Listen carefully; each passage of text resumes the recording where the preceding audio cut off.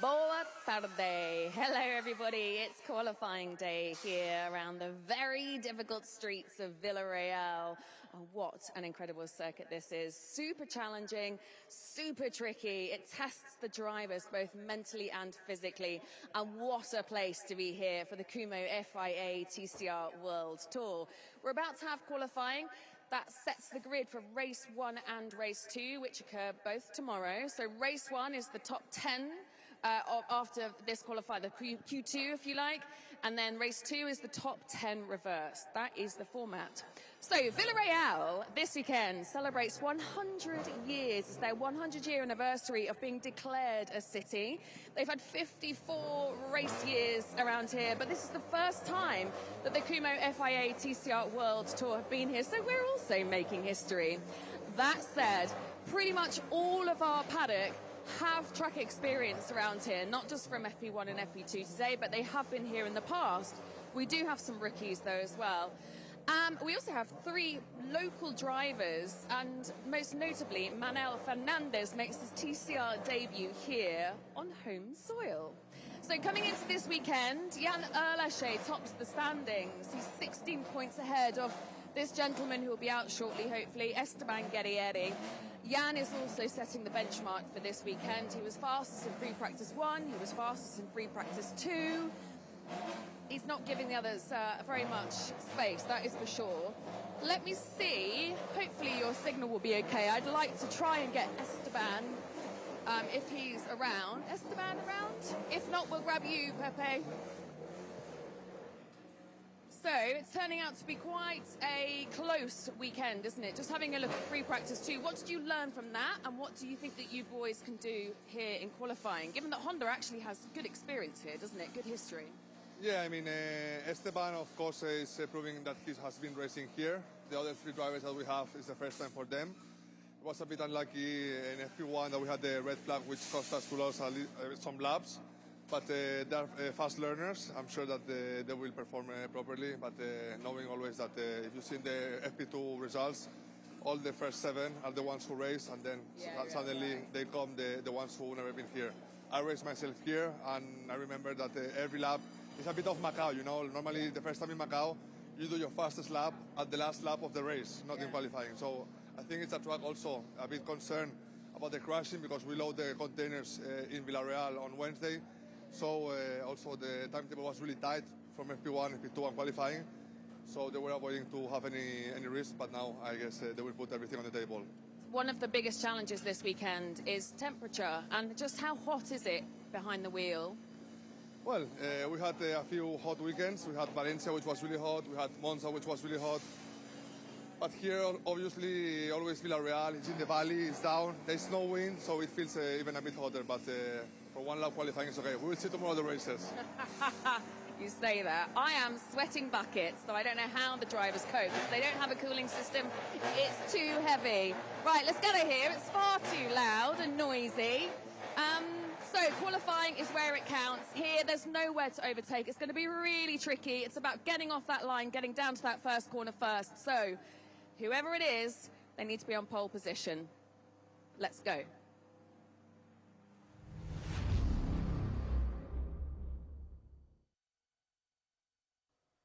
Welcome to Portugal, welcome to Villarreal. It is of course qualification time for the Kumho FIA TCR World Tour around the twisting, undulating streets of what is an absolutely incredible city street racing circuit.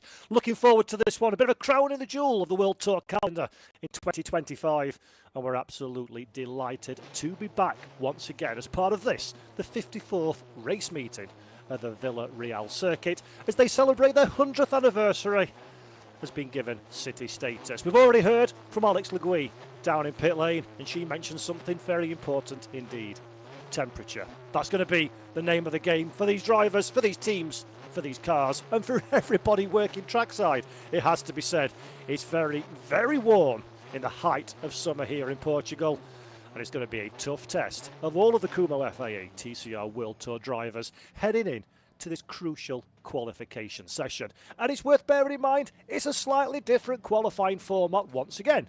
Q1 this time is going to run for the grand total of 30 minutes, with it being a street circuit and the likely disruptions it will cause.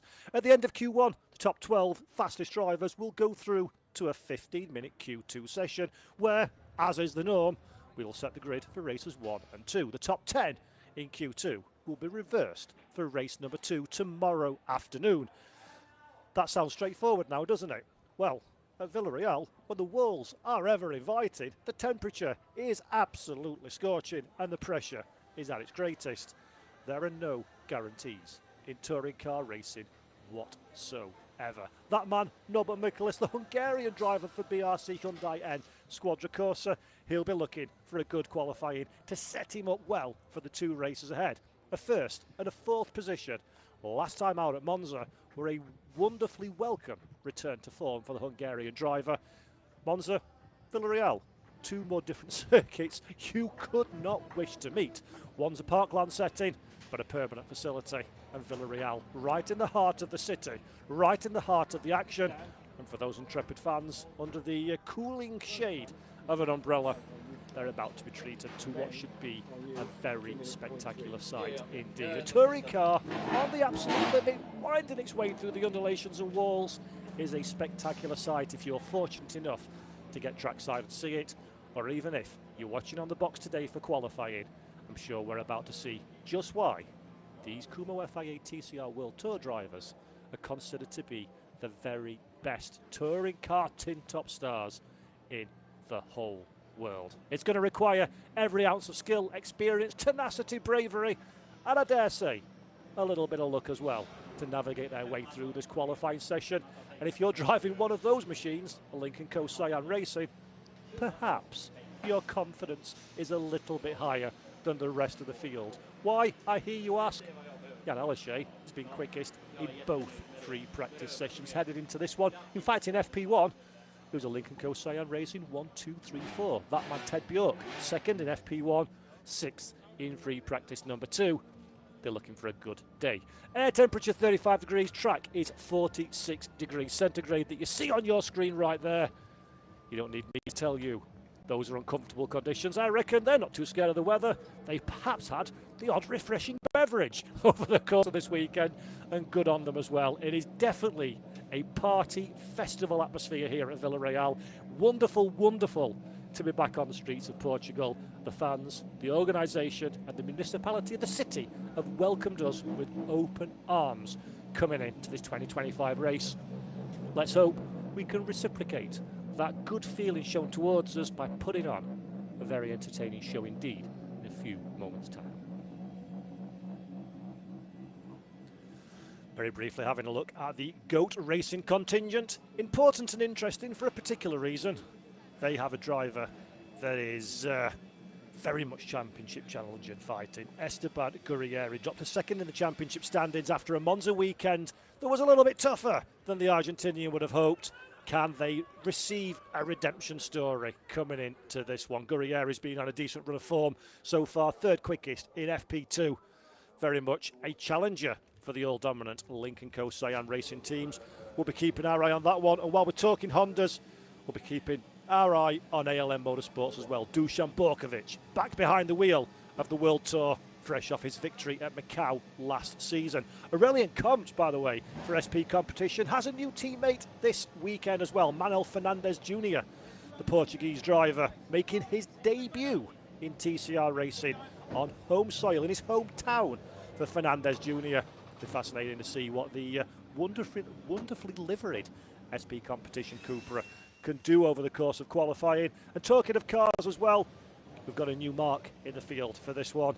It is Michel Fernandez, no relation, in a Peugeot 308 TCR.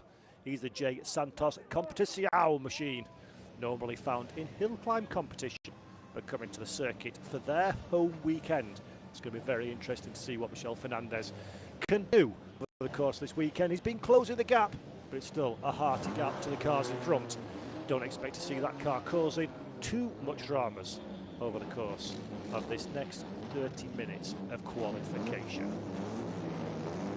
There we go then, green flag at the end of pit lane. The cars will orderly fashion make their way out on the racetrack and have a little exploratory look around this 4.785 kilometre 24-turn Villarreal circuit. As mentioned, we've been here before in the World Touring Car banner. First time as the Kumho FIA TCR World Tour. First time we've been back since 2022, and the victories were shared by Santiago Urrutia and Rob Huff. Rob obviously no longer in the World Tour for 2025. The Uruguayan driver Santiago Urrutia, with a very competent car indeed underneath him, may well be feeling a little bit confident. There are the Lincoln Co's. There's an interloper you may notice there as well, Victor Anderson, in a Lincoln Co with the previous generation machine for MAGP, on loan from TCR Europe duty. They're doing their 5th race weekend in a row, believe it or not. They were racing last weekend, of course, in TCR Europe, and now back again on World Tour duty. Small family-run team, great to see what they're doing. Abebo Girolami, not quite as satisfying to see what's happening under the hood of the BRC Hyundai. Plenty of spannering going on. That's my kind of engineering, that one. If you can't tighten it or smack it with a hammer, then it's completely and utterly broken. But BRC Hyundai N Squadra Corsa, hopefully the car fired into life. There's plenty of time in an extended 30-minute qualification session, so hopefully Girolami can get out there and try and get that car into the top 12 and through into Q2, which will follow in about 28 minutes and change from right here and right now. This is interesting, by the way. Norbert Miklis and Mikel Azcona, the BRC squad, following very closely behind the Lincoln Co Cyan Racing machines. That won't be part of the form book for Marcin Guar and Victor Anderson. They'll not like towing around their main championship rivals one bit, methinks. Expect that one to change very quickly. In fact, so it does straight away. Azcona just coming out of the gas a little bit, give himself a little bit of breathing room. The problem is, though, it might be a relatively large circuit at 4.785 kilometres.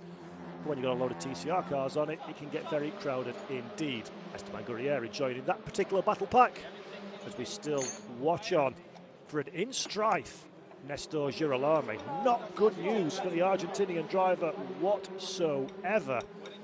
Some kind of undiagnosed as yet mechanical issue for Girolami. Hopefully they can get that one up and running. Nestor comes into this qualification session in a rich vein of form, 5th championship standing. So they desperately need that car to set a representative time, because as Alex Legui mentioned in pit lane, much as we love Villarreal, if you're expecting overtakes, then you've probably come to the wrong place. So qualifying is going to be absolutely crucial for all of these drivers as we pick up Ted Bjork, first driver on the limit. 111, the Swedish 44-year-old former world champion, 4 times STCC champion over in his native Scandinavia. Ted Bjork showing that age is absolutely no detriment whatsoever to success. Bjork having another brilliant season, double podium last time out at Monza, race victor at the start of the year, all the way back in race number 1 in Mexico to kick our 2025 campaign off. It does feel a little bit like the Ted Bjork style victory is in the cooking. The question is, will the pot be ready before we leave Villarreal, or will we have to wait until we shuffle on over to the next round of the season in September as we head to Australia and the Bend on the weekend of the 11th to the 13th. A big break in front of us, and you know what they say about the summer holidays, nothing helps you relax more than a winner's trophy, and Ted Bjork will be very, very keen indeed to make sure he's the one that holds that one aloft come tomorrow afternoon. Qualifying, though, is the important tactic. Qualifying is where a lot of the fates of these drivers, unfortunately, will be decided over the course of this weekend. It is just so tough to pass around Villarreal, and so easy to plonk it in to the Armco barriers at the side of the track and say goodbye to any competitive propositions for your weekend. Right then, keeping eyes on the times. Jan Aleshe, the 2-minute 1.390 so far. That is absolutely nowhere near where we expect the point time to be. A little bit of banker lap for several of these drivers. Very wise decision on a street circuit, because A, you may have your own little shenanigans, but more realistically B, you may come across a stranded car from somebody else's problem. Get that banker lap in, set a representative time, and then you can start exploring the limits of what a TCR car can do around this undulating, unforgiving, and frankly pretty darn wild racetrack here at Villarreal. First 5 minutes then of Q1 are in the books. Jan Aleshe set the competitive time so far with a 2 minutes 13.90. He has a 3.5 advantage over Norbert Mikulis for now. Santiago Urrutia almost 5.5 further back in third position. We pay not much mind to the times so far. They mean very little at this moment in time. It's lap number 2 where we're going to start to see, or attempt should I say, number 2, where we'll start to see those times tumbling. Let's remember the top 12 are what make it through at the end of Q1. You need to be in that top 12 to be in the Q2 shootout. And as things stand, Aurelien Comte currently is the man that isn't going to make it through. But as mentioned, I dare say, as Ted Bjork summons his inner Gabriele Tarquini and gets the car up on 2 wheels. But I dare say these times will tumble as the session fills further and further down. Ted Bjork most certainly is choosing to leave very little on the racetrack, including his Kumho slick tyres on occasions. Doesn't seem to be working out too well for Bjork so far. 2 tenths down into sector 2.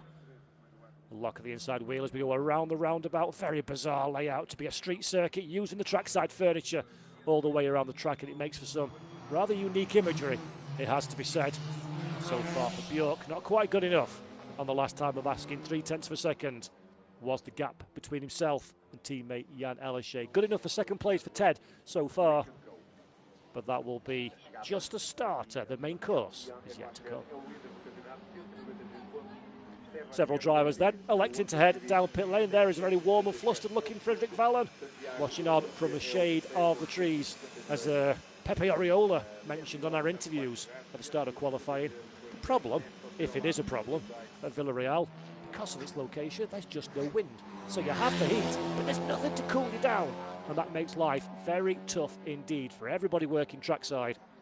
And in particular, for our drivers. These are elite sportsmen and women, of course.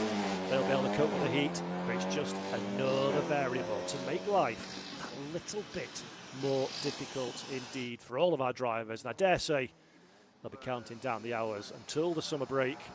The sunshine's nice, but you're on a beach, less so when you're fully clad in fireproof overalls, wrestling for dear life a lap time out of a front-wheel drive TCR touring car. Esteban Gurrieri is the man that's tasked with that particular excitement at this moment in time. The 186 using all the racetrack, very cautious on barrier exit there for Esteban. 13th quickest so far is Gurrieri. Not a representative time whatsoever for the Honda Civic driver.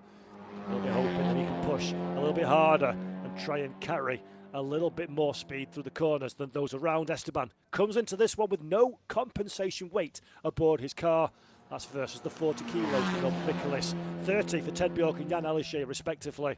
20 for Bebu Girolami and 10 for Nacho Montenegro. So this is an opportunity for Esteban to claw back some of the points lost at Monza last time around and keep himself headed into the summer break very firmly in contention for the Kumho FIA TCR World Tour Drivers Standings Award.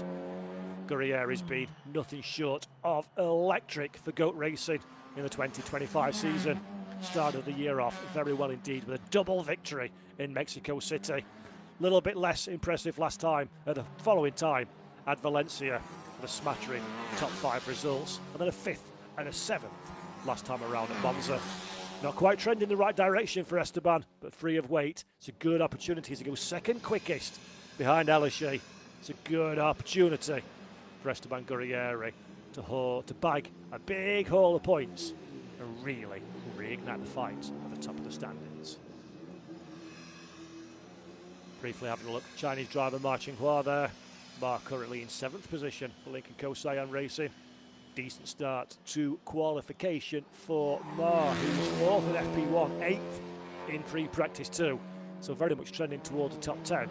The big question is, how far into that top 10 do you want to go? Do you want to focus on the reverse race as well? It's a risky tactic. Sometimes it's worked well. Look at the playbook for Girolami, for example. Sometimes ever so slightly less so. So risky times for all our drivers. Marco Butti in the number 11 machine, another one of our TCR Europe drivers. Marco Butti will check back on that one though, because Dusan Borkovic for GOAT Racing has nosed the car into the barrier. The big Serbian in the number 62 machine back in the Kumho FIA TCR World Tour for the rest of the season. Well, Borkovic isn't going to enjoy that one much at all. Safety yellow flags are waved, of course. Hopefully he can get that Type R FL5 Civic TCR out of the barriers and back into racing action again. But for Borkovic, great to have him back in the field. One, of course, to cap off our 2024 season in Macau. He's been absent from the field since then, but it's good to have the only man I have ever met taller than myself, and I'm 6'5", so that's going some. And Dusan Borkovic, unfortunately, looks like the rest of his qualifying may get a little bit more difficult indeed. Down there in 15th position so far, having yet to set a representative lap time. And Aurelien Comte very much with a representative time on the books, into 9th position so far as Aurelien. But of course, yellow flags waving means you have to be a little bit cautious of marshals and workers on the circuit, and that has thrown that lap time for Aurelien Comte down into the dustbin. Well, we do have a little bit of calm. This is a godsend for Nestor Girolami. The number 129 machine still hasn't made it out onto the racetrack just yet. Luckily, we have a longer Q1 than we've had in previous races, from 20 minutes to an extended 30-minute window. So that gives BRC Hyundai N Squadra Corsa some wiggle room to get that car going. In fact, there are red flags waved, so the stationary Civic is not quite as movable as first hoped and anticipated. And now in the heat of the Portuguese sunshine, it's up to the Orange Army, the Marshall trackside, to get that car cleared so we can continue this qualification session. Stop clocks at 18 minutes and 6 seconds remaining. And whatever it is and whomever it was that they were asking for divine intervention at Squadra BRC Hyundai N Squadra Corsa, they need to say a bit of a thank you, because this has helped no end for Bebu Girolami. Borkovic still trying to extract himself out of that car. Not quite sure what's happened. Normally one would expect you can pop that car in reverse gear and get back on your merry way. So perhaps for the GOAT Racing Honda, there's a little bit more drama than meets the eye. Hopefully we'll find out about that one in the not too distant future. But while we do, there's a momentary pause in proceedings. It is Jan Elyshe, quickest driver of all. Esteban Gurrieri up there in 2nd position. Ted Bjork and Norbert Mikulis are our provisional top 4 drivers. And there we go then, Borkovic's car being pushed away in a safety. Pepe Oriola, a shrug of the shoulders, don't know what's happened there, but didn't enjoy it one iota, did Pepe. And hopefully for Dusan Borkovic, hopefully for us good people watching on, that car can restart, get back in pit lane, or at least out of the line of fire, and we can continue on our merry way in Q1 here. The Kumho FIA TCR World Tour ahead around 9 and 10 of the 2025 season. There's Borkovic, paying absolutely no mind whatsoever to the marshal's instructions. No thank you, he says. I don't want to park the car up. I'm off to pit lane, get this thing repaired, and go back out qualified again. So great stuff then for Dusan Borkovic. That car's back up and running. The big Serbian driver just having a little twist the turn of the wheel to check out, make sure the balance is okay. And while we're under red flag conditions, let's head down to Alex Legui in a very hot pit lane. Bebu, what on earth is going on? I mean, at the moment, we don't know. There is some fuel pressure issue, and they are trying to change everything to put me back on track. But at the moment, we don't know exactly from where it comes. I'm not going to get you out. Yeah, I mean, they are trying to fix it, but this red flag for sure will help. Let's hope to bring back the car on track, because we have the pace to be there. Fingers crossed then. Bad luck, Bebu.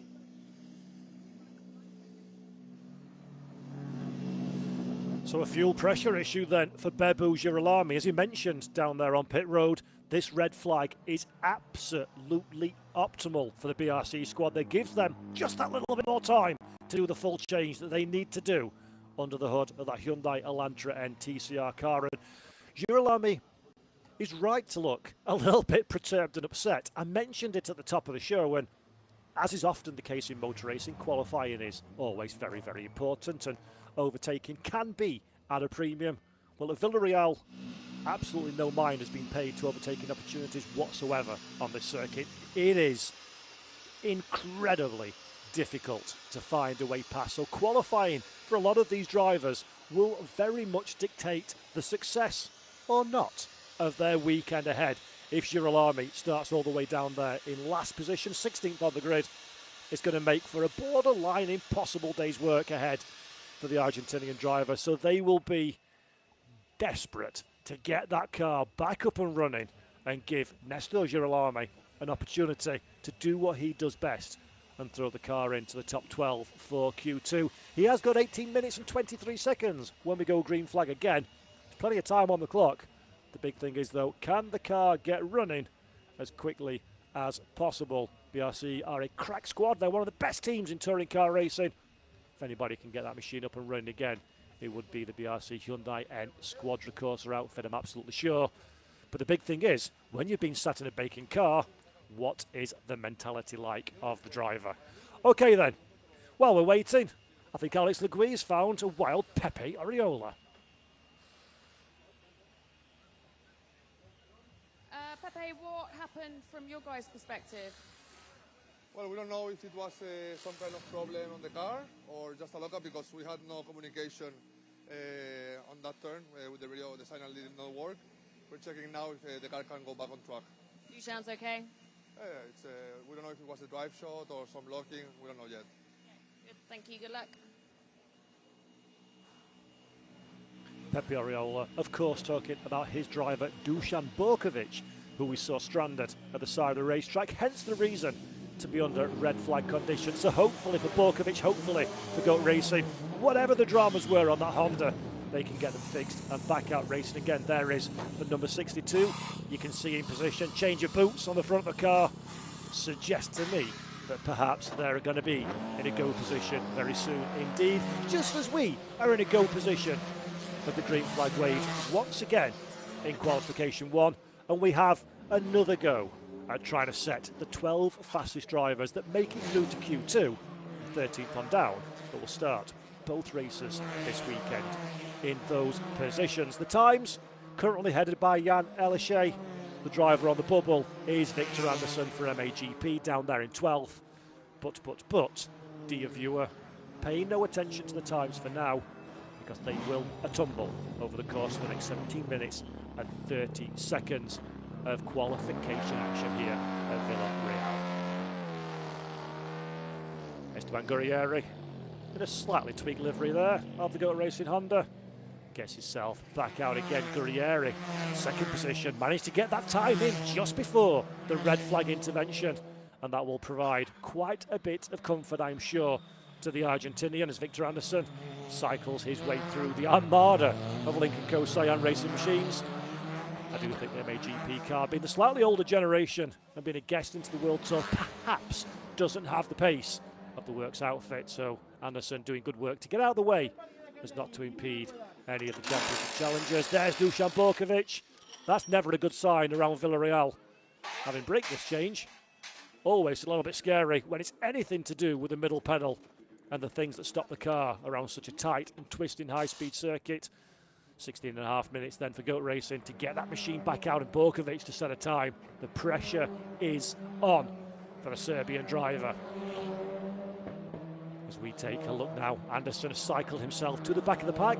That's going to be beneficial for the Swede because he's got the benefit of the slipstream and also the lines and the braking points of the cars ahead. Sometimes as a driver, that's a nice thing to have a target. Sometimes it can just take you outside of your zone.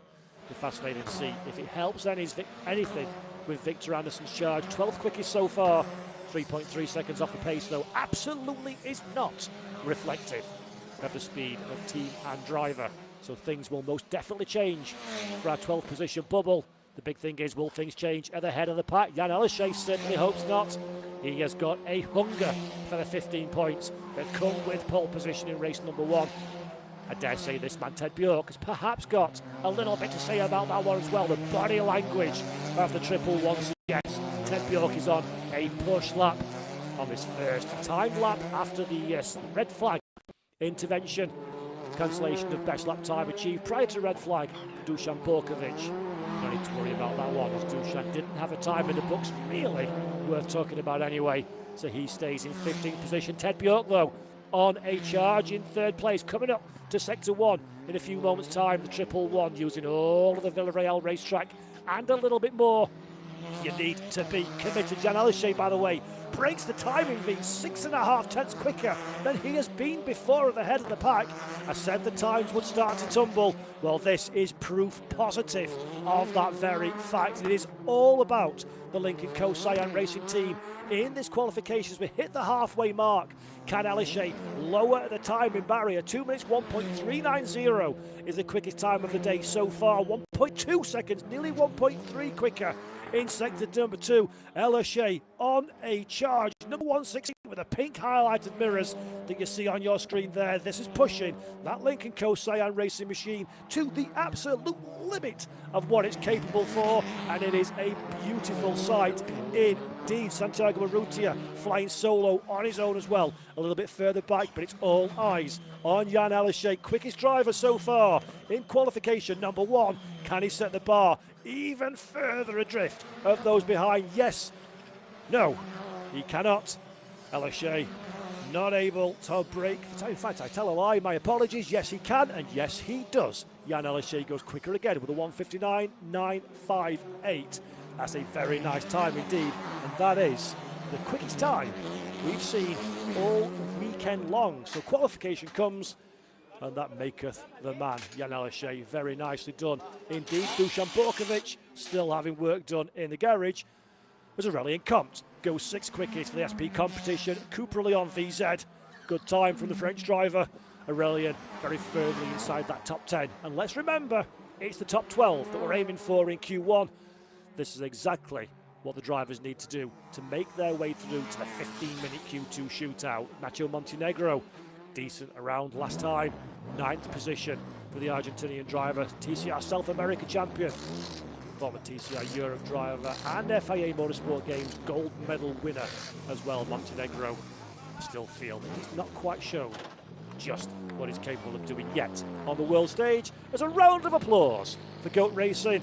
Whatever dramas befell the car of Dusan Borkovic seemed to be completed, as unfortunately Bebu Girolami's day doesn't look like it's going to improve anytime soon. The BRC squad still hard at work under the hood of the Elantra TCR. Here is Borkovic's teammate Esteban Gurrieri. Esteban is being shuffled down to 5th position now, with faster times for Mar, Bjork, Urrutia and Aleshe ahead. This is going to be an important time for Gurrieri to have a real test of where the pace is. In that GOAT Racing Honda Civic, car number 186 carrying 0 compensation weight. Coming in to this weekend, Gurrieri 5th and 7th last time around at Monza. Comes into this weekend 2nd in the championship standings, does Esteban. This could be an opportunity to close the gap to Jan Aleshe, or it could be another straw on the ever-increasing pile resting upon the Argentinian shoulder, as his fellow Argentinian Nestor Girolami still in strife in pit lane. The blue rolls out low, so we're wiping away whatever problems, whatever fluid leak that is befalling Girolami's car. I do think 11.5 minutes to go.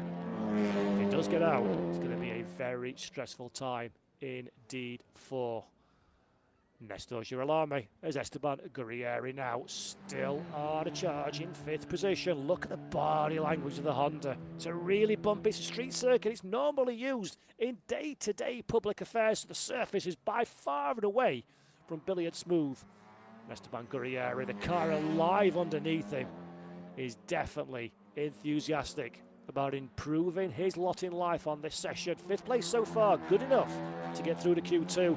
But with street circuits and temperatures so high, things can change at the click of a fingers. The higher you up you are, the safer you are from potential vulnerabilities.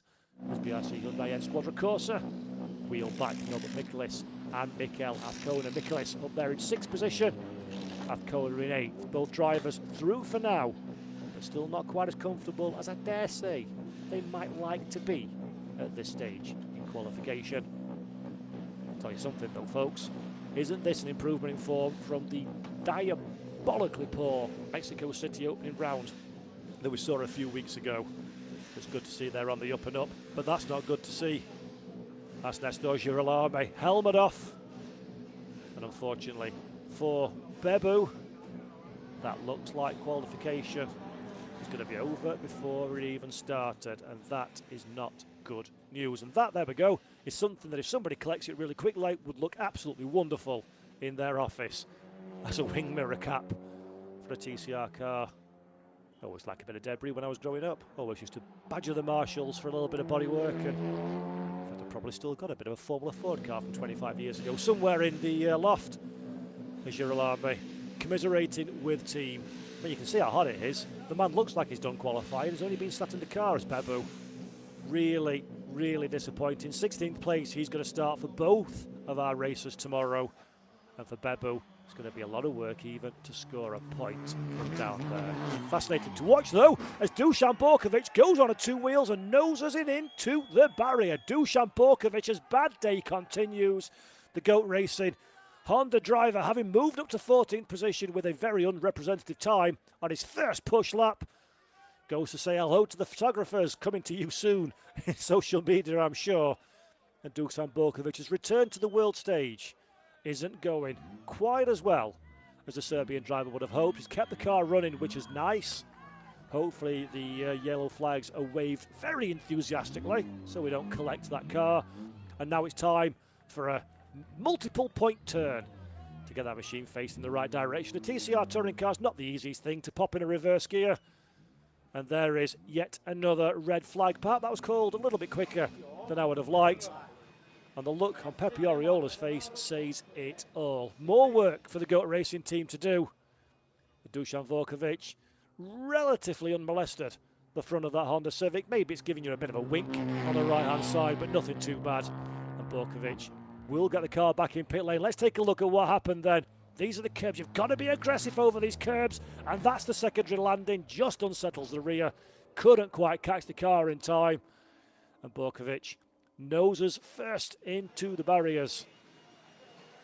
And stresses out team manager Pepe Oriola even more, it seems. Not good news for Borkovic, not good news for GOAT Racing. But the benefit is at least that car gets back on the racetrack, and perhaps somebody can catch that wing mirror cap as well while we're under red flag conditions. 8.5 minutes then, the clock is stopped. Still plenty of qualifying to go, and it's still Jan Aleshe, the head of the pack from Santiago, Urrutia, Ted Bjork and Marcin Guar, making it 1, 2, 3 and 4 for Lincoln Co. Cyan Racing. Red flag conditions then here at the Villarreal circuit. Dusan Borkovic circulated at pace to get his car back in the pit lane, and does so very quickly indeed. The GOAT Racing driver will return the car to garage. Let the mechanics check over everything, make sure it's all fully secured on. Maybe even a little bit of the famous gaffer tape could be applied, just to be sure and just to be safe. But Borkovic got away with that one lightly. You don't have a crash in Villarreal and drive away from it very often. It's usually rather substantial. Just ask Tom Coronel about that one from a few years ago. But Borkovic got away with that one, and once again the luck seems to be shining on BRC Hyundai N Squad. Of course, it gives them more time to have a look at Bebu Girolami's car. Bebu's out of the car, so perhaps they're not feeling too confident, but it's never over until it's over. Incident involving car number 62, which is Dusan Borkovic, under an investigation for causing a red flag. I'll save you time, race control. Dusan crashed and then got going again. There we go. Not be the first driver to do that one at Villarreal, and most certainly will not be the last. But for Borkovic, having spent the majority of this season on the sidelines, it's vital time behind the wheel for the Serbian driver. The more time he can get behind the wheel, the more reacquainted he can get with the GOAT Racing Honda Civic, and hopefully for Borkovic and team, the quicker and more competitive they can be. So this is the cause of our second red flag in qualification. Dusan Borkovic getting up close and personal with the curbs, but unfortunately sometimes when you do the dance, it does spit you out, and Borkovic nosed into the barriers, gets the 62 back up and running again, and there are the battle scars to prove that there's been a bit of a fight behind the wheel of that 62, but Dusan looking fair and ready to go racing again as the clocks restart in Q1. We are back under green flag conditions. A few of our Kumho FIA TCR World Tour field electing to not jump out straight away on the green flag. First man through is Daniel Teixeira, another returning driver to the TCR World. We had him in TCR Europe a couple of seasons ago at Portimao. It's good to see the Portuguese driver back up and running again on the world stage this time with the JT59 racing team. Another Hyundai Elantra N. TCR makes occasional appearances in TCR Spain and TCR Europe as well for Teixeira. And it's good to have him on home soil here at Villarreal. Let's hope he can pull out a decent qualification result. So far, down in 13th position, the first of our drivers that will not make it through, should qualification end as it is in the top 12, head into Q2. Manuel Fernandez Jr. that we're looking at now alongside Aurelien Comte for this race weekend. John Felipe not here with us in Villarreal, and I will say that is a rather dashing livery indeed. I do like the black and gold on that Cooper VZ. The SP competition squad. Fernandez Jr. behind the wheel, and so far doing a really good job. Up there in 12th position, 2.7 away from the pace, so perhaps not quite on the button in terms of lap time, but in terms of delivering what he needs to do, 12th position will get you through in a Q2. Although with 6 minutes and 50 seconds left on the clock, and a few drivers a little bit further down than perhaps they would have hoped, it is absolutely no guarantee that that top 12 can be achieved. And that's no guarantee that that's going to let any cool air in whatsoever. But in weather conditions 35, 36 degrees plus, you do what you can to stay cool, especially if you're ensconced in the cockpit of an incredibly warm racing car with full fireproof overalls on. As Dusan Borkovic, there's the evidence that we were hoping for. The Serbian driver back on the track, slightly rearranged front end of the Honda Civic. No harm, no foul, although maybe a little bit of a dent in the conference of Borkovic. Coming into the final 6 minutes of qualifying, he needs a monumental time as Marco Butti, teammate, gets well and truly out of the way. The Italian driver currently in 11th position. Butti just trying to find a little bit of real estate for himself. As we see, cancellation of best lap time achieved between first and second red flag for Dusan Borkovic. No need to worry about that one. No lap time was achieved for the Serbian. Got a lot of work to do in 15th position. Aurelien Comte has a bit of work to do up there in 7th. It's been another good qualifying for the French driver. Recent form in races, or recent look, should I say, in races hasn't been with Aurelien Comte, but the pace most certainly has been there in 2025. And Aurelien, I dare say, would be very keen to double up on the race victories, having took victory in race number 2 at Monza last time out to go alongside his DNF. Aurelien Comte needs a consistent weekend of point scoring, maybe not quite the highs and lows of previous rounds, but just a good hearty haul of points will do the French Drivers' Championship charge the world of good indeed. 7th place for now, and his quickest personal first sector are a good way to go towards achieving said aims in this Q1 session. 7th place, comfortable at this moment in time with second and a bit between himself and not making it through to Q2. But again, going back to the whole adage on the street circuit, 1 minute it can be one thing, the next something entirely different indeed. So the wise move, unless you're very confident indeed, is stay on the racetrack, keep pumping in the lap times and just secure passage into Q2. If you fail to make it through and you start 13th or lower for both races, your weekend gets considerably more difficult indeed. Sector number 2 for Comte, another personal fastest sector. 6/10 went second away from Erlaché at the head of the pack. That's some spectacular shots. Man, I love a touring car bouncing off a curb through a chicane.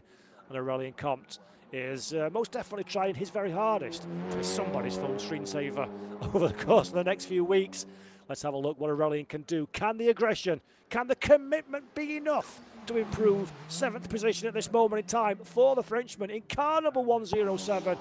Aurelien Comte through the final few corners, the final few moments of this lap. Will he improve? Yes, he does. 4th quickest for the car 107. That's a mighty lap time for Aurelien Comte, and that, ladies and gents, will put the rest of the field on notice.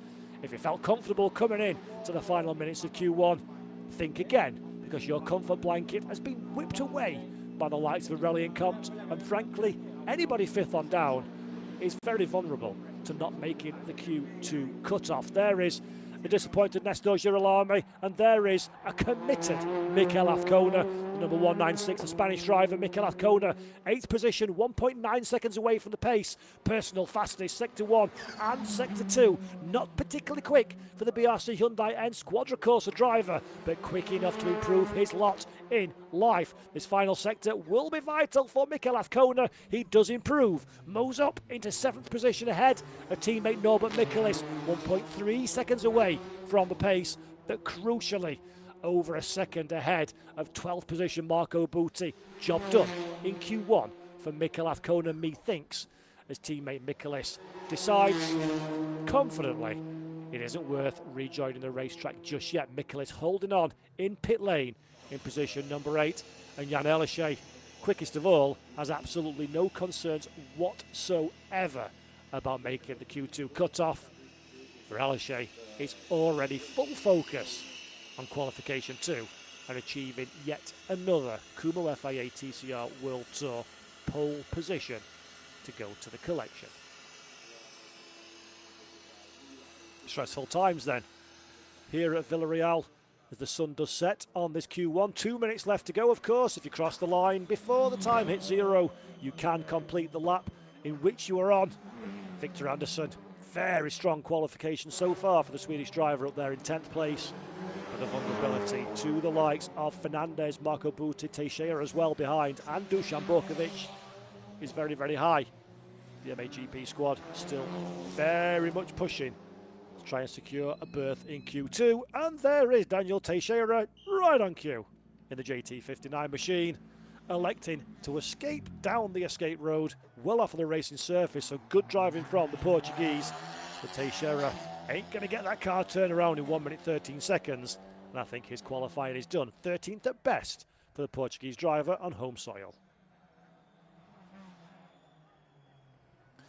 That's a real shame for Teixeira. Had been a very competitive proposition so far. Let's have a look. There is a front left delamination, it seems, on the JT59 Hyundai Elantra. Not expecting to see that one in qualification at least.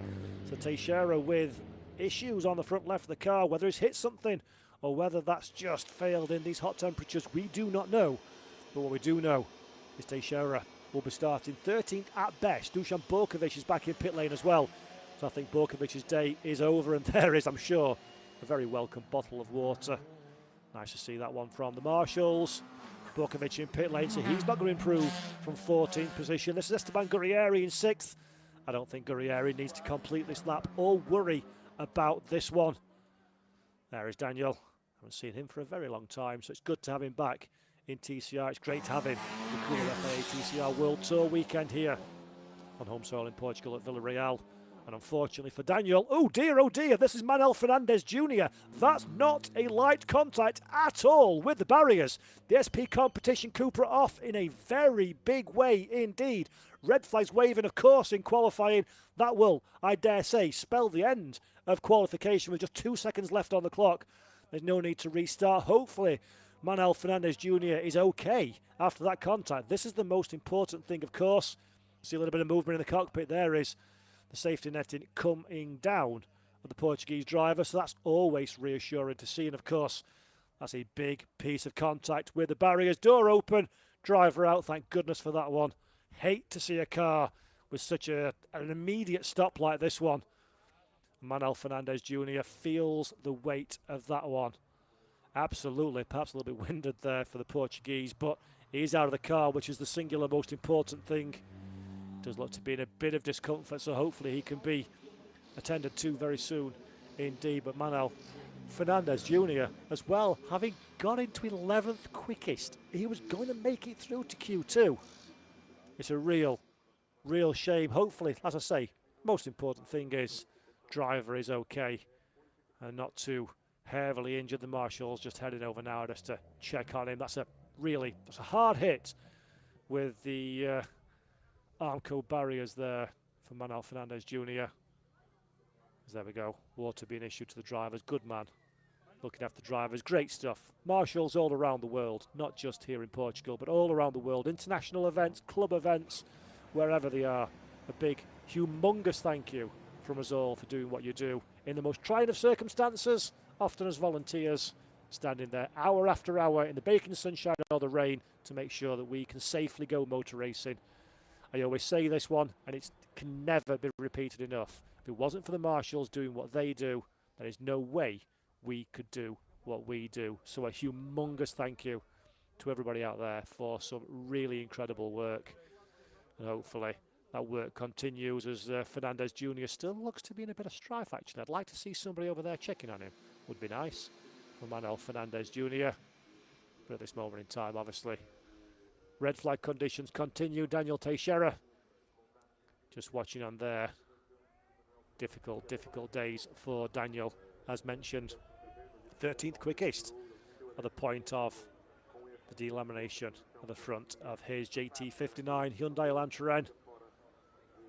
At least it didn't look as though it was driver fault that paid the end of the qualifying. Either way, for Daniel Teixeira, still a very strong return to the World Tour field. And bottle of water, bit of banter with the fans at home as well, watching on. And Teixeira, I dare say, will be able to get everything up and running again and be absolutely fine when we go racing tomorrow morning, by the way, 11:40 UTC, 12:40 local time on TCR TV on YouTube. Make sure you tune in for that one. It's going to be spectacular. It's feast or famine here at Villarreal. Either it's relatively quiet or it's absolute chaos. Tune in to find out which one it is. Very exciting stuff indeed. Right then, Manuel Fernandez Jr. seems to be up and well, so let's head down to our very own Alex Legui, who's got the biggest man in the world, Dusan Borkovic. Making his first appearance behind the wheel for 8 months, and not a good start to the weekend. Dusan? Actually, I was pretty happy with first free practice and second free practice. I was managing okay, didn't push. Then I don't know what happened with my head, crazy head in quali. I wanted to push so much because I saw the big gap in performance that I could improve. So then unluckily, I don't know how to say, in the first stint I had really good first sector. In the second sector I had a broken drive shaft. So I went straight. Then we changed the drive shaft. But when we changed the drive shaft, I hit, when the drive shaft was broken, I hit a little bit the barrier, so the splitter was down. Then the car didn't have the front downforce so much. We changed the drive shaft. But then in the second stint, I again had some oversteer in the chicane, and then I hit again the front.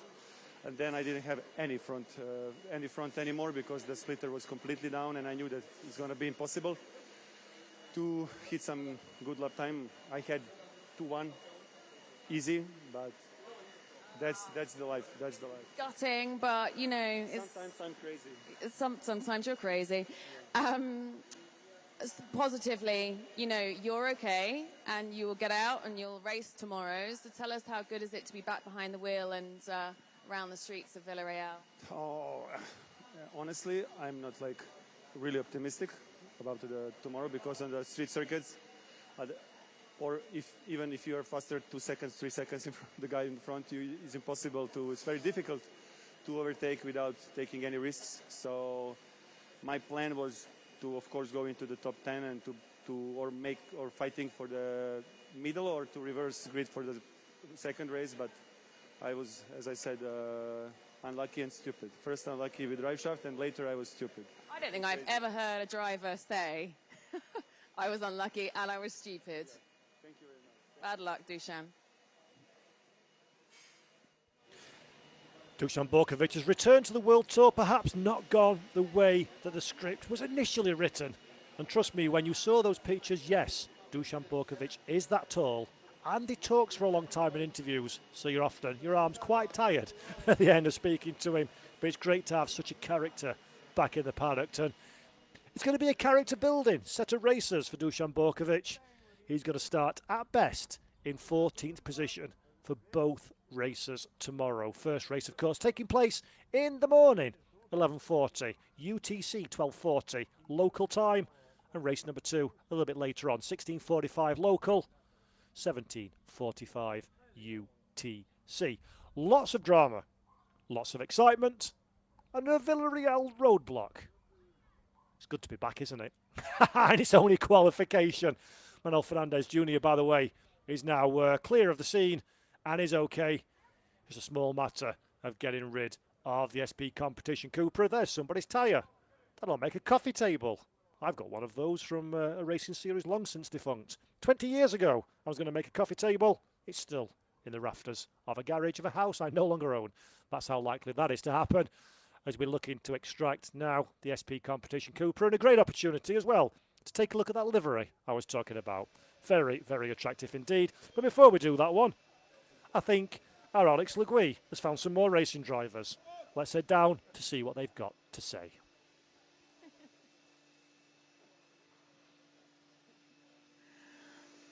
These boys taking an opportunity to cool down. Oh, that's good though. Right, both of you running well. Santi P2, Ted P3. This is good. What's it like out there though? Nice. We like the atmosphere. We like the people around the track cheering for us. It's nice. How tough is it? It's warm. It's very warm inside the car. It's 56, 58 degrees, something. But it's same for everyone. Santi, you look like you've been testing the limits of the road. I'm rather liking the pattern that has emerged along the left-hand side of your car. Yeah, it is what it is. But no, so far it's good. As they just say, the heat is very intense in the car. But yeah, now it goes Q2, and let's see where we finish. It's very important to finish in the front, especially here. We spoke at the beginning of the weekend, you know, it's hard to overtake. But at the moment it's going well, so just put the lap together and bring it home. How tricky is it from a driver's perspective when you have red flags during an important session like this and you have to keep your mindset focused? It's all right. It's the same for everyone, so you need to adapt. Car balance will change a little bit now because rear tire will cool down now a bit. So we should have 2 attempts now in Q2.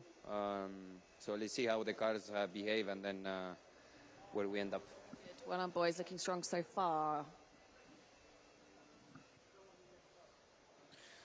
Don't know about looking strong, but they most definitely look very warm indeed. There is a rather sad-looking Cupra Leon VZ. Let's put Manuel Fernandez Jr. in the car. It's his home race for this weekend, said SP Competition.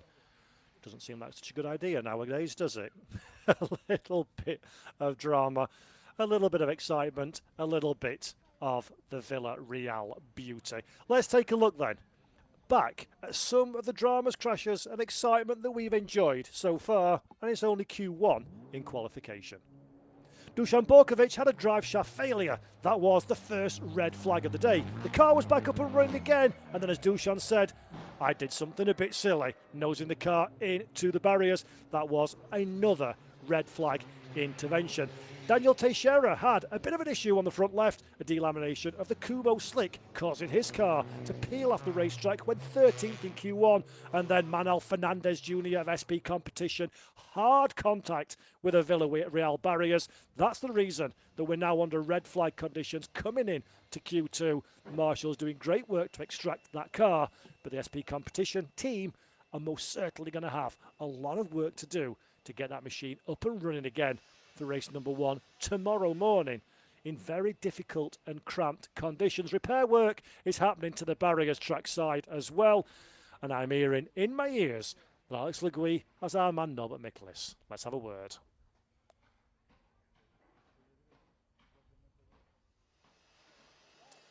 Time now to speak to somebody who has won around the streets of Villarreal, which is no mean feat. Twice! 19 and 17 and 19. All right, so let's start with then, firstly, you're mid-pack at the moment, but you look pretty comfortable out there. Not really. Oh. These are really, push laps, to be honest. Car feels good in terms of balance. It's just when you look at the times of the others, you struggle to understand where the time difference is coming from. So I did my best. I had 2 runs in Q1, both on new tires, both felt good. I was pushing, attacking curves and corners, and still the gap is quite big. So right now, not really sure how to approach Q2, because I don't really think that there is a big margin for us to improve. So in the end, I will do my best. We still have 2 shots. There are still some small things I can improve in terms of driving. Yeah, and let's hope for the best. Target is to be inside the top 10. I mean, if there is no magic today, we have to live with that, but laps have to be clean. We've obviously had a couple of red flags. How tricky is it to get that balance of risk and reward around such a demanding circuit? It's very tricky. Especially, I would say T18 and 19. You can see probably from the coverage that you need really to attack the curbs. Tire stack is very close. If you hit the tire stack, you immediately have some damage. Your session can be finished there, but you cannot afford to leave anything on the table, because if you are too conservative there, you lose 2 or 3 tenths. So in the end, we don't have a margin. We need to attack, and we need to hope for the best. So the margin to do an error is very thin. As we've been talking, the clouds have come over us. They're very dark clouds. We don't really want any rain, do we? I don't know. I wouldn't mind to have a bit of mix of conditions. And to be very honest with you, Alex, temperatures inside the cockpit are incredibly high. So we are still okay. I mean, we are fit, we are trained, but I don't really mind to have a bit of cooling. Thank you, Norby. Norbert Michaelis there, unsure of the tactic heading into Q2. I'll give you a tip, Norby. Go as fast as you possibly can and secure pole position, because that is the key to success. But the big question is, who is going to play the strategic game and aim for that 10th position in qualifying to give themselves the reverse grid pole position? It's hard to pass around here. That is a very legitimate strategy indeed. Qualifying is going to restart 17:38 local time, apparently. That's going to be very quick work indeed from those marshals to get everything off of the racetrack so we can go again in about 6 minutes' time. Hopefully, we will be back in qualifying action, and then it'll be time for Q2. Ladies and gents, a 15-minute session for the 12 quickest drivers, the top 10 of whom will reverse for the starting grid of race number 2. We've seen strategy deployed in Q2 before. Normally the man laughing, clapping and dancing is Bebo Girolami in 10th position or thereabouts. Ain't going to be Girolami this time. Unfortunately, the Argentinian driver could not get that car out of the session. Looking forward to that one, just like that gentleman is as well. But before then, let's talk to Mikel Azcona.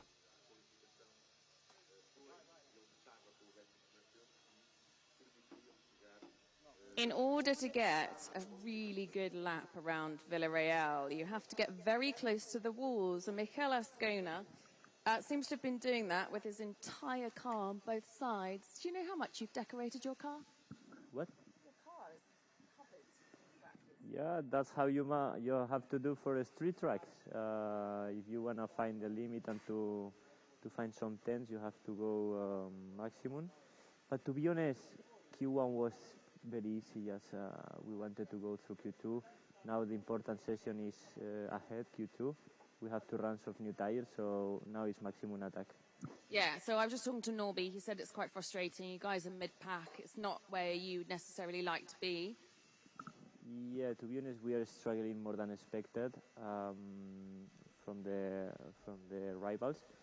But still Q2, street track, everything can happen. So I will do my best. I will try to be in top 5. Good. All right. Best of luck, Miguel. So we can still see some repair work having been undertaken trackside. If you can't fix it with a crowbar, you absolutely can't fix it at all. And I'm hearing, by the way, that we've possibly got a little sprinkling of rain around the racetrack. So it wasn't hard enough as it was. Well, it's even harder now. There's a little bit of wet stuff coming as we're heading into Q2. I don't think it's going to be a drama. These tyres will be plenty warm enough. Those two have had enough. They're looking for shelter, probably, realistically, from a bit of shade rather than rain protection. But there is a little bit of weather in the air. Will it affect our qualification too? Will our drivers even notice it one, seeing as the ambient temperature is so high? I'm not too sure, but that 38 minutes past restart time. It's going to be tight, isn't it? We've only got 3 minutes to go. A little bit of oil spillage on track being cleared up. And there is a whole lot of sadness. That's going to be a big day's work for SP competition. Before we do that one, though, the ever intrepid Alex Le Gui as the one and only Marco Butti.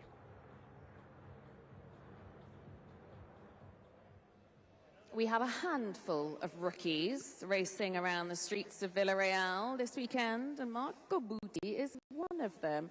Here we are, qualifying. You haven't had many laps out there, but of the laps that you have had, how does it feel? Very excited, tough one for the moment. We are out of the top 10 for the reverse grid by like I think 1 to 10th. So yeah, we have to try something in this Q2 to be maybe in the front row in race 2. What is it like when you're driving around these streets with all of these amazing Villarreal, these Portuguese fans who are just so supportive? Yeah, it looks amazing because there is a lot of people on the track, but also I am a bit scary and trying to don't do mistakes because you know it's very tricky and challenging the track. So yeah. I can imagine there's an awful lot of time to say hello to them. Right, best of luck, Marco. Marco Butti there, of course, enjoying himself and the GOAT Racing Honda Civic here at Villarreal as the longest qualification session in the history of the world continues. And we're not even in to Q2 yet. A new provisional restart time of 17:40 local. So about 4 minutes from now has been issued by race control. And our fans trackside are not put off one iota. That looks like a very impressive setup indeed. It's a great place to watch motor racing, to see a TCR car up close. The weather is beautiful. The Villarreal city celebrating their 100th anniversary as a city is absolutely stunning, and we are more than delighted to be here again. Probably more delighted than Manuel Fernandez Jr. is at this moment in time, as he's got to go and have a word with the boss and explain why the car he started this session in is now in 3 or 4 separate little pieces. While that car has been positioned back in the paddock, if you have a listen in your ears, you can hear some race car engines. Yes, you can indeed. It means that we're going to be going trackside very, very soon indeed to restart qualification and head in to this 15-minute Q2 session for the top 12 fastest drivers. I alluded to the fact there may be some weather coming.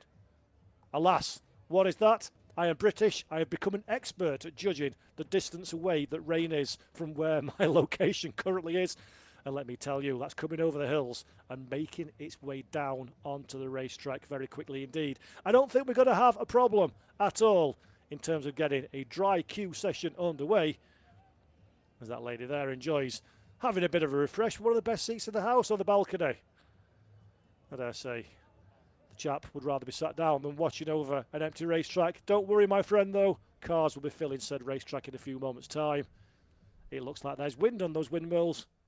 It hasn't made its way down to Villarreal just yet, and hopefully that'll be our saving grace. Hopefully the wind at the top of the hills can keep this rain away, and we can have a dry, a hot and a sticky Q2 qualification session. No, but Mikulis said he wouldn't mind a bit of rain. Perhaps with BRC Hyundai and Squadra Corsa, that could help their prospects significantly in this Q2, because at the moment it's very, very difficult to look any further than Lincoln Co. Cyan Racing as a potential pole position winner. Big question is, though, which one of the Lincoln Co. Cyan Racing drivers will it be? Jan Ellershay looking very quick indeed. Ted Bjork, though, a little bit like a dog with his favourite toy in his mouth, is determined and ain't letting go of that prospect of pole position in this first race of the day that kicks off tomorrow morning. A big wave from the fans watching trackside. Hello to you all. Very, very well done indeed to stick this heat to watch motor racing at Villarreal. That's one of the beauties of being a city racetrack. We bring the motor racing to the fan, and we absolutely love that one, as there is again Fernandez Jr. and SP competition. 3 wheels on the wagon, courtesy of some very hard contact with the Armco barriers. And that's going to be a lot of work and a very, very late night indeed for a relatively small team. The SP competition. Their man Aurelian Compt is still very much in this one. Aurelian having made it through to Q2 with 5th quickest time in Q1. He's going to be a contender as at long last, the green flag at the end of pit lane is a waving. Okay, it's a light, but let's not pretend. And we are underway again for qualification. The streets at Villarreal reverberate to the sound of a Kumho FIA TCR World Tour touring car. And we've got 10 drivers that we need to find a starting position for in race 1 and 2. And then in 11th and 12th are going to be very disappointed indeed at the end of this session, because that's where they'll be starting for both races. You want to be first or you want to be 10th. There is no middle ground here at Villarreal. It's all about the next 14 minutes and 10 seconds. 12 drivers are going to go into this one. And somebody's going to be happy. Somebody is going to be very sad indeed at the conclusion of it. Ted Bjork leads Victor Anderson with Jan Aleshay in tow behind him. A bit further back, Santiago Urrutia not quite involved in this battle pack. The reason they're close, they're going to help each other. They're going to tow each other around the racetrack, provide a reference point for each other in the hope that the Lynk & Co Cyan Racing team can piece together a Q2 just like they've done in FP1, FP2 and the opening qualification action of the weekend. It is definitely a Lynk & Co Cyan Racing benefit, but the beauty is all of these boys are free to race each other with maximum aggression. There are no team orders employed at this stage of the season at the very least, so whoever can go the quickest, whoever can bank the results, is the driver that's going to be at the head of the pack. Mikel Afkona trying desperately to find a way past, and does so from Victor Anderson. Anderson onto the brakes, allows the BRC Hyundai machine to make its way through.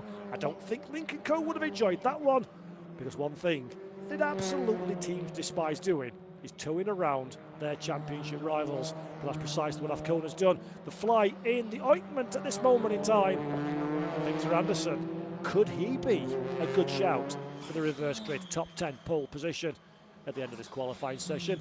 Finished Q1 in 10th place, so the trial run worked very well indeed. But now this is where it matters. This is where all of the talk, all of the prep, all of the testing, preparation, anticipation and excitement comes down to right here and right now, as Jan Aleshay becomes the first man to start his Q2 qualification lap. Just look at these TCR cars through the undulations of Villarreal. It's a legendary circuit, 24 corners running in a clockwise direction, 11 to the left, 14 to the right. And there is a lot of pressure indeed on the shoulders of each and every one of our World Tour drivers. There can be no room for mistake. Say hello to the barrier, say goodbye to your competitive prospects. And we're seeing in free practice at the head of the pack at least. The field is very tight indeed. You cannot leave lap time on the table. If you do, you're going to be staring down the barrel of a deficit to your teammates, and that is firmly what rests on the shoulders of Jan Aleshay through the chicane. Will we lift a wheel? Very aggressive, better than Dusan Borkovic managed in Q1, it has to be said. A little bit of a kiss of the barriers as well for Jan Aleshay as he uses all the racetrack, and a little bit more to the right-hander. The rear tries to swap ends. Good control from the French driver, now on a charge. Car number 168, fastest driver of all, with 11 minutes and 15 seconds left in this session. Can Jan Aleshay make a bid for the pole position? Will he start at the head of the pack just behind Ted Bjork, keeping a washing brief in the 111? But this is definitely a lap not short of commitment for Jan Aleshay. How close will he get to the barriers? Almost kissing distance between himself and the left-hand side mirror. Use all the racetrack and a little bit more. As brave as you dare for Jan Aleshay. Rounds the top of the hill. The car comes into vision. Starts plummeting downhill now with braking and turning at the same time. You hope the rear sticks for Aleshay. It does so indeed. And he comes down now into the second tricky chicane. Mount the curb to the inside. Watch the barrier as it almost comes straight at your face for Jan Aleshay. But this has been a good opening lap of qualification for Jan. He is absolutely on the money. The team are watching on. That is the Lynk & Co Cyan Racing Squad. Frederick Valen keeping a watching brief of his charges. They know, the team know, this is an opportunity to get a big result. All you've got to do is deliver in qualified. Sounds easy. In reality, a very difficult task indeed. Marco Butti still in pit lane. Manuel Fernandez, of course, will not be taking part in this qualifying session, having dropped the car at the very, very close of Q2. Booty, though, with the number 11 machine, still not out in the session yet. Hopefully we'll pick that car up as we look at Esteban Gurrieri, and assistant Goat Racing number 186. Gurrieri currently got the third quickest time. That's only courtesy of the way that they came out of pit lane, of course. No one has yet set the competitive time. But Esteban Gurrieri looking competitive and competent and confident to use all the C's in Q2. Will he be able to deliver the result, though? That is the big question. We've got 9 minutes, 17 seconds left on the clock. That is Santiago Urrutia whipping through your screen now, and then this man, Jan Aleshe. We've already seen the car up on the tippy toes once this session. And now things calm down a little bit for the French driver. Aleshe, he'll be desperately keen to get that pole position. 1:59.547 is the time to beat on the board so far. It's been a very nice start, actually, to Jan's qualification. That's the fastest time that we've seen of anybody in the World Tour so far. And that's over the course of free practice. 1, 2 and Q number 1. So Aleshe showing that the pace we saw in the practice sessions is definitely the pace that car is capable of, as himself and Björk return to pit lane. So does Azcona, and so does the rest of the field. Session number 1, attempt number 1 in the books. Nice time for some fresh boots, a little intake of moisture, no doubt, and we'll go again in a few moments' time. I like that t-shirt. Very nice. Where'd you get that one from? I might have to go in my collection. Because the fans watching on again, a real family atmosphere here at Villarreal, as is often the case on city line street circuits. Lots of families out there watching the excitement from trackside. It's a packed schedule of racing activity. We've had some classics, had some touring cars, but of course everybody's here for the Kumho FIA TCR World Tour. So we have our final foray in Europe before we go into the summer break, and then come back again in September at Australia and the Bend. Should be a wonderful circuit for us to visit. We've not been to the Bend before in the World Tour. We'll follow that one on almost immediately with a visit to Korea, and then in October 31st, Zhuzhou International in China, before rounding out our season, as is tradition, as is the law in touring cars, the weekend of the 13th to 16th of November at the beautiful, the sensational and the wonderful Macau Kia circuit. And of course, that's not the end of our season, that's not the end of touring car racing. 21st to 23rd of November, the FIA TCR World Ranking Final at Vallelunga as well. Want to know more about that one? Check out TCR Series on social media. You can find out all about the formats, who's eligible to participate, and save the date. I dare say, if you're local to Vallelunga in Italy, you're not doing anything at the end of November, that's going to be absolutely spectacular weekend of racing. Lots of cars, lots of drivers. I don't think you're going to want to miss that one. Can't wait for it, I must say. It is, as a wee boy, I've always been a touring car fan. I've always loved the old World Cups of old, if you remember back in the Super Touring days, back in the late 1990s. Anything of that one where you bring multiple drivers from multiple championships together, it's all right by me. I'm looking forward to that one a great deal indeed. Right then, 6 minutes left on the clock in Q2. 6 more minutes for the Kumho FIA TCR World Tour drivers to set themselves a lap time. Thankfully, my timing screen momentarily updated itself and has now gone bonkers again. But I can confirm, although I don't know the times, it is Jan Aleshe who's our fastest driver from Mikel Azcona. Esteban Gurrieri is third, Santiago Urrutia and Aurelian Comte are the top 5. Norbert Michaelis didn't know what strategy to employ coming in to Q2, so he's gone right down the middle.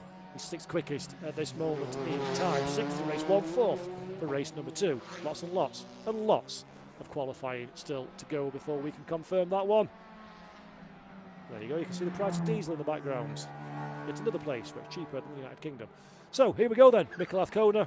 Just saw it briefly in your shot. He's on the outlap, just warming up the tyres, just like Marco Butti. Big final push for Marco Butti. 11th quickest is the Italian driver. He's the first of those that will not make the reverse grid race number 2. So if things stay as they are right now, Marco Butti, who started both races in position number 11, trust me, that's probably the most frustrating place that you could possibly qualify in a race, because you can just see the car in front that you know is going to go for race number 2 pole position. Butti then going to have to dig deep. Is the Italian driver. Fabulous talent is Marco Butti back in TCR Europe for 2025 as the 20-year-old is having a great season in Europe, a little bit more frustrating on the world stage is Marco. He'll be hoping for some more good fortune as Nacho Montenegro decides the chicane's not for him. Skips over the top of it and then very quickly gets out of the way so not to impede Mikel Azcona's number 196. There is Nacho, another one of those drivers. I've said it a few times on air, and I'm going to keep saying it because it's really worth mentioning. Nacho Montenegro, 20 years old, TCR South America champion, gold winner in the FIA Motorsports Games.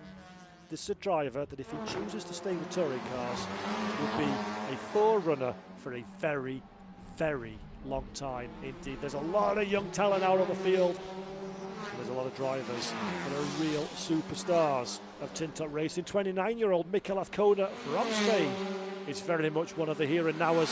Second quickest so far, although look at the gap, 7.5 tenths of a second to Jan Aleshe. Big lap required from Mikel Azcona in that Hyundai Elantra and TCR if he's got any intentions of taking away that pole position. Certainly, there's plenty of commitment. And I do absolutely love to see TCR car dancing between the barriers on a street track. Azcona, though, has he done enough? Is the dance good enough? It's not looking likely at this moment in time. A 40.611 through the first sector of the day. Look at the rear of that Hyundai. Azcona on the ragged edge and then some. This is beautiful stuff from the Spanish driver. Maximum commitment from Mikel Azcona, wringing the very neck of that machine, trying his hardest to find the 7.5 tenths of a second he needs to get in contention with Jan Aleshe for his own count. The Frenchman in pit lane feels confident that he has done enough, but Azcona, a more excitable lap you are unlikely to see in 2025. Just enjoy this one in silence for a moment as Mikel Azcona on the very ragged edge.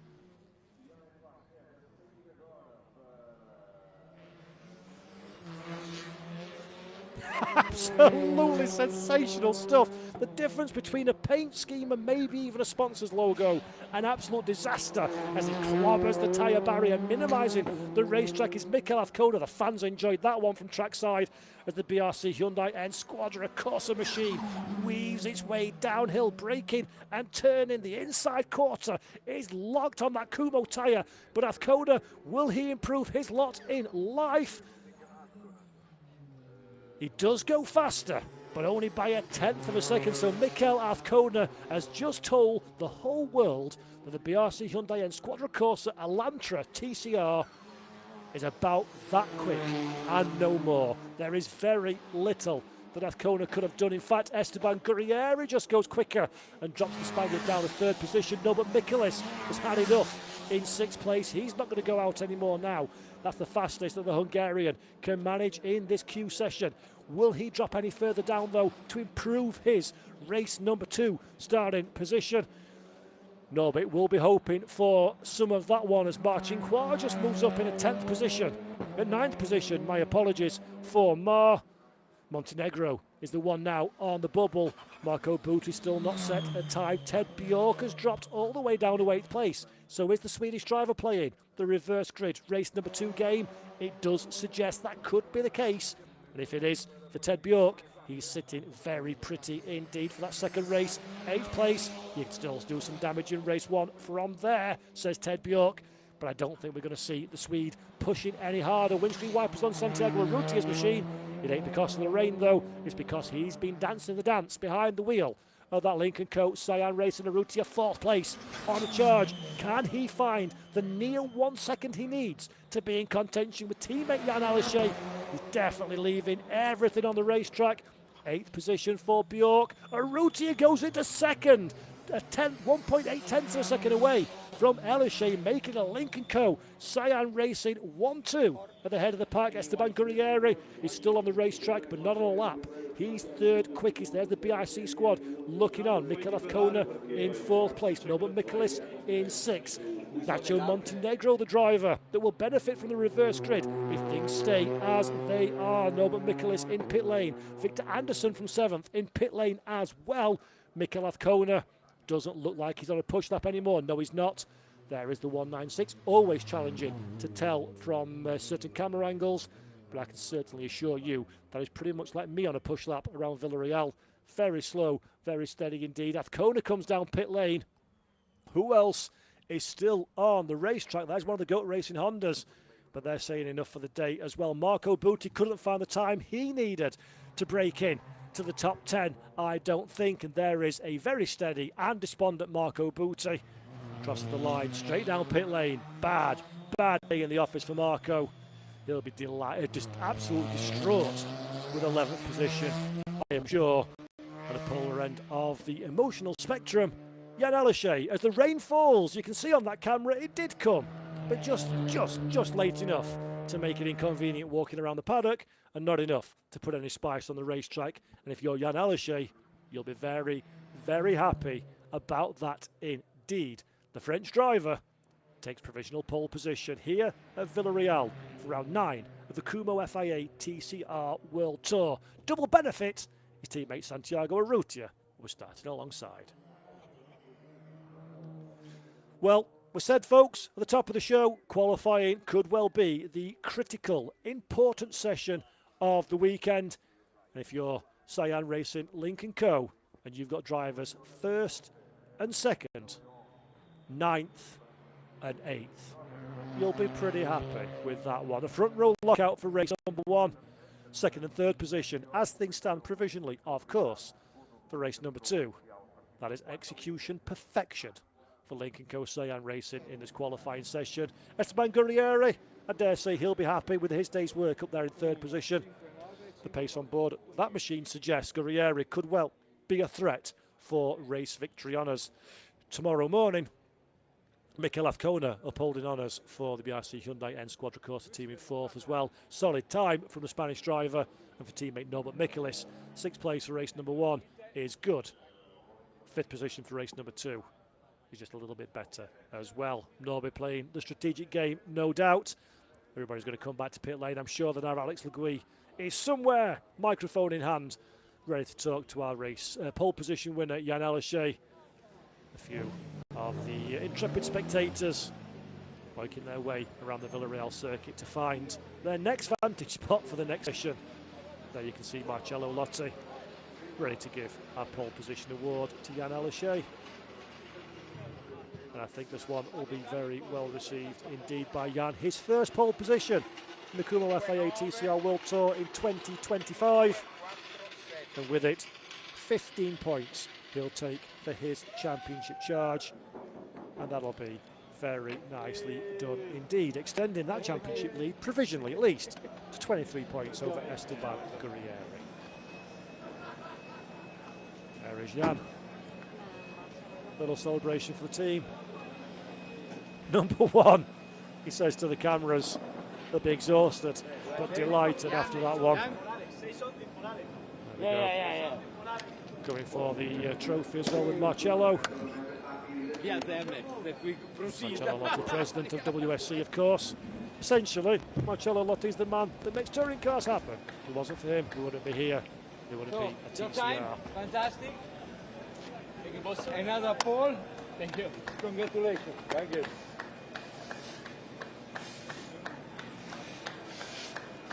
But there we go, then the pole position award of 1 minute 59.547 for Jan Elishay. Good enough to secure the provisional pole position as the rain begins to fall in Portugal. This is the provisional results then. Jan Elishay from Santiago Urrutia, Esteban Guerrieri and Mikel Azcona rounding out the top 4. Aurelian Comp, Norbert Michelis, Victor Anderson, Ted Bjork, Marcin Hua and Nacho Montenegro are your top 10 Q2 qualifiers, and of course Montenegro will be the man that takes the reverse grid pole position. Marco Butti is the last of our finishing drivers, and down on pit lane, Alex Le Gouy as Jan Elishay.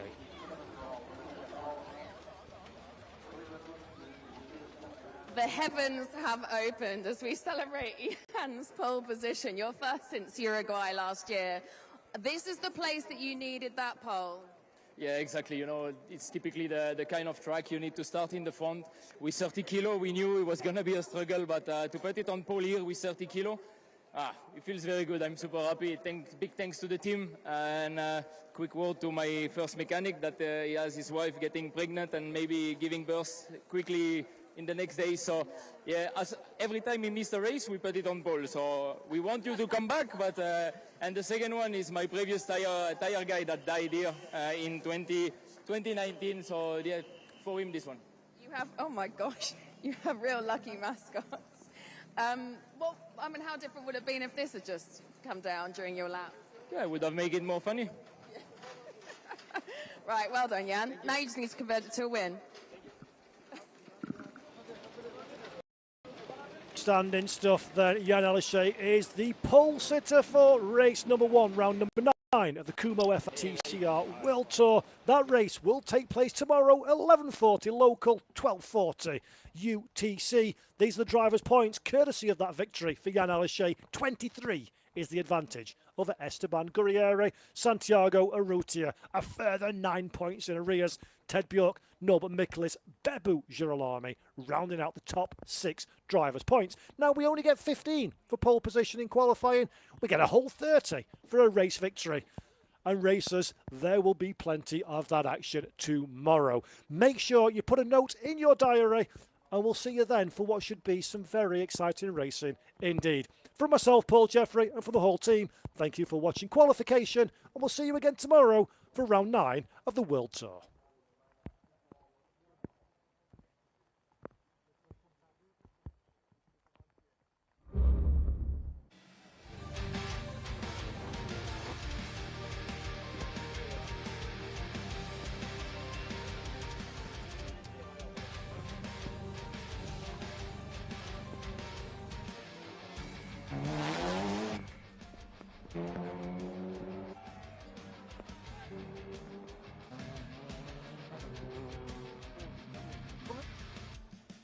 This weekend, and Mark?